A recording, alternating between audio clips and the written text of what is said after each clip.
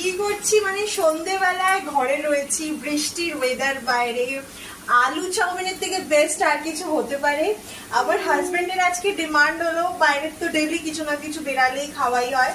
আজকে ঘরে রয়েছি, বৃষ্টি হচ্ছে, বাইরে ঠান্ডা ঠান্ডা ওয়েদার, আর এখানে আলু আর পেঁয়াজ দিয়ে কে কে এই টাইপের যে চাউমিন গুলো হয়, মানে শুধু চাউমিনের পাউচ পাওয়া যায় না প্যাকেট, ওগুলো সিদ্ধ করে এরকম ভাবে বানিয়ে ঘরে কে কে খেয়েছো নিশ্চয়ই বলবে। এই আলু চাউমিনের মজাই আলাদা। বাইরের চাউমিন, চাইনিজ যা কিছু আইটেম হয় তার থেকে এই আলু চাউমিনের যা স্বাদ, সত্যি স্বর্গটা।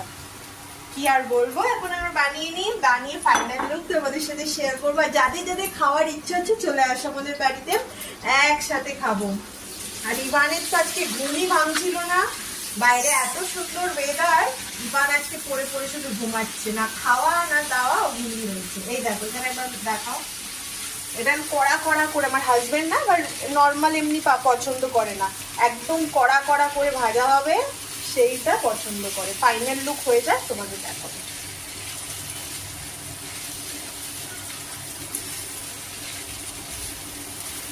এর মধ্যে ডিমও দেওয়া যায়, ওটার টেস্ট আলাদা, কিন্তু আলু আর পেঁয়াজ লঙ্কা ঠঙ্কা দিয়ে যেটা সিম্পল একটা হয়, এর যে কি স্বাদ।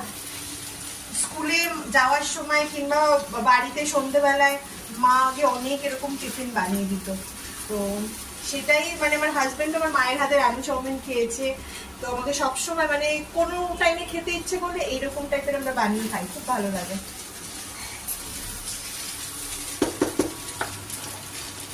তো বন্ধুরা, এই হচ্ছে গরম গরম আলু চাউমিন, কারা কারা লোক পাচ্ছ বলো। আর তার সাথে একটু একটু চিলি সস নিয়ে নিয়েছি।